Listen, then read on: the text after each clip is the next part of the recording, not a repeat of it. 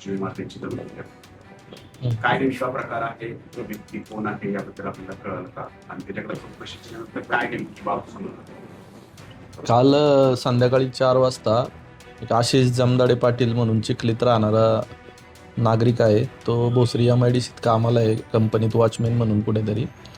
तर त्यांनी काल संध्याकाळी 4 वाजता CP ऑफिसची समाधान हेल्पलाईन यावर कॉल केला आणि सांगितलं की रवी लांडगे यांना जीवे मारून टाकणार आहे. परंतु काल पोलिसांनी त्यांना 6:30 का 7 वाजता उचलून आणलं. त्यानंतर त्यांची सर्व माहिती घेतली तर थोडी मानसिक स्थिती त्यांची खराब आहे असं जाणवलं. डिवोर्स वगैरे झालेला आहे. गाव नगरचं आहे, शेवगाव. राहायला इकडे एकटंच आहेत. आईवडील सोबत राहत नाही पहिल्यापासून, त्यामुळे थोडी मानसिक स्थिती खालावलेली आहे. त्यामुळे त्यांनी असं स्टेटमेंट केलं असेल. सकाळी मी पोलिसांकडून माहिती घेतली. आत्ता माझे भाऊ गेले ते पोलीस स्टेशनला, तर पोलिसांनी त्यांना समज देऊन सोडून दिले. कारण त्यांनी पोलिसांना फोन केला होता, मला किंवा माझ्या कुठल्या कुटुंबातील सदस्याला कोणाला फोन करून धमकी वगैरे काही दिलं नाही. त्यामुळं आता काही गुन्हा वगैरे दाखल करता येत नाही अशा प्रकरणात.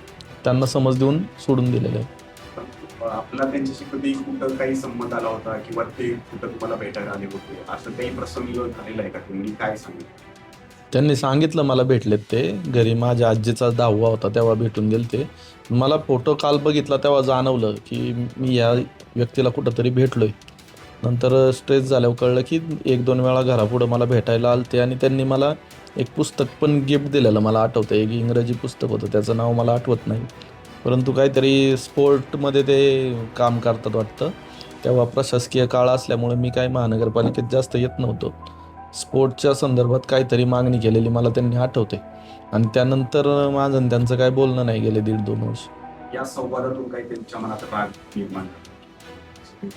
तसं तर काही जाणवलं नाही मला त्यावेळी.